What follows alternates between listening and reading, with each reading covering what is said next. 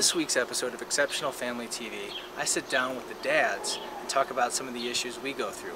Now as guys, we like sports, don't make fun of my team. We like cars and we like tough things. Talking about our child's diagnosis and what we go through as a father internally, not so much. But this week, I sit down with Chad Whitwer and Todd Oswald to discuss, deeply what we go through as fathers raising a child with special needs.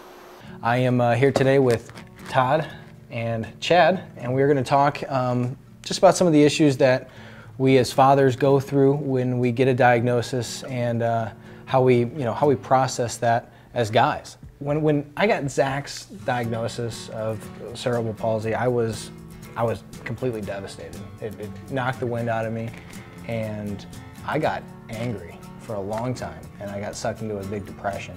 Like I had done something wrong to deserve this, and I took it on myself.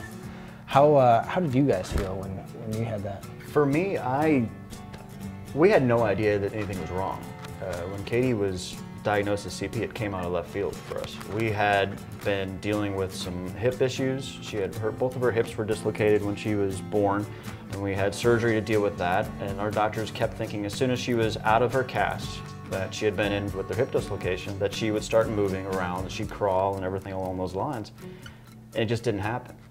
And we actually were in our orthopedist office just for a checkup on her hips and how everything was going on when the orthopedist asked, "So how are you doing with the diagnosis of CP?" And we both, and this was my wife alone, I was at work, and Michelle called me 10 minutes later saying they've diagnosed Katie with cerebral palsy. And we both just kind of were shocked. We had no idea what was going on, and I broke down that night. It was tough. It was one of those things where I didn't want to be around anybody. I didn't want to do anything, but we were also in a situation where it didn't matter because we had all the other kids to deal with. And then a year later, we find out that diagnosis isn't even correct, that it's actually a chromosome 6 deletion. So we had another diagnosis to deal with. And at that point, we'd already gone through a first one. We'd already been devastated once. At this point, we're just on the computer trying to find anything on chromosome 6 deletions. And we couldn't find a thing.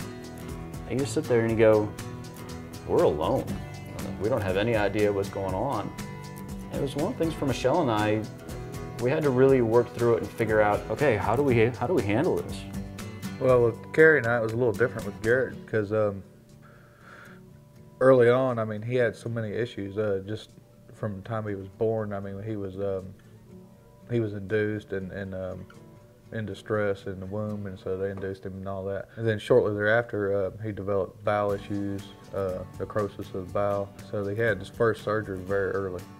He got so distended from everything going on with his bowel, it compressed his lungs. And so we almost lost him right there before Christmas. We had all these other issues going on, so we thought a lot of his delays in moving and the way he functioned was just developmental delays because of surgeries and all that early on. When we found out he had cerebral palsy, we were in Florida for his first intense therapy, and he had his first seizure. I was like you for a while. I was angry and confused. I didn't know where to go, what to do with it all. We had also gotten to the point already that this is what we deal with, and this is our son, and we do what we can for him. As we kind of know, the statistics out there have a lot of high divorce rate, and especially with families with special needs kids. Yep. What kind of words of encouragement would you have for a father to kind of stick around and really dive into their child's life? That it's going to be a different life, but it's still going to be good. You know what? I say don't panic to start with, because you're going to love your child anyway. You'll find a way to make things happen, even when you think you can't, because at first you're like, how am I going to deal with this? How am I supposed to make this happen? Take care of, the things, responsibilities at home too, and then, but you find ways, and ways find you, and you'd be surprised at the people that come out of the woodwork to help out.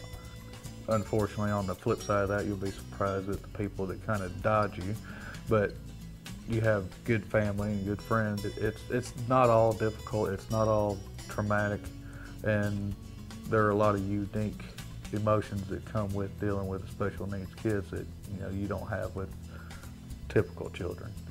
And you know, for all the downfalls that you think you run into, there's a lot of really unique peaks.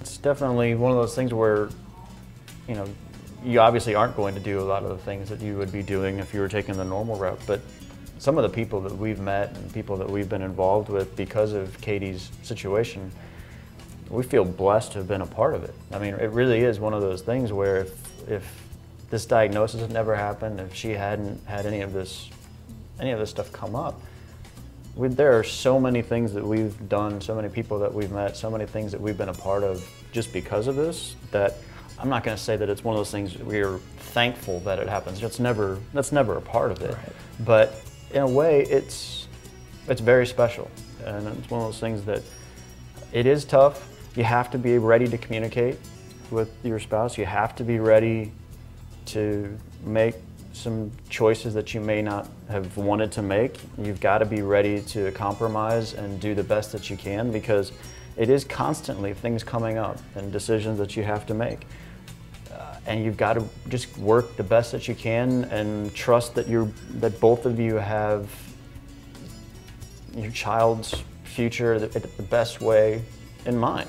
I found too that I kind of cling on to championing my son's cause. Yeah. I have something to fight for. Yep. I think as guys, you know, we have a lot of aggression sometimes. We want to fight for something, and I get to fight for my son. Sometimes it's tedious, but I also get a lot of reward out of it. Right. Because it's all for his benefit, and that's what I really latch onto and find great payback in. I think that's absolutely a part of it. I mean, with me, advocating for Katie and just advocating for her cause, especially in a situation where there's just no information out there on the chromosome 6 disorders, it is a second job for me. Mm-hmm. I mean, I work my job and then come home and try as best I can to update her website, find whatever articles I can, if there's any new medical journals that are out there on the subject. And I spend a good deal of every week at a second job, and that job is advocating for my child and finding out whatever information I can that could possibly help her down the line. Great rewards in that. So because the guys just couldn't stop talking, we're ending the episode here, but if you'd like to watch the rest of their discussion, you can just go to behind the scenes. And moms, just so you know, we have an episode coming up for us in the next few weeks where I sat down and talked with a few exceptional moms that I know, and we talked about the ins and outs of everyday life with our kiddos.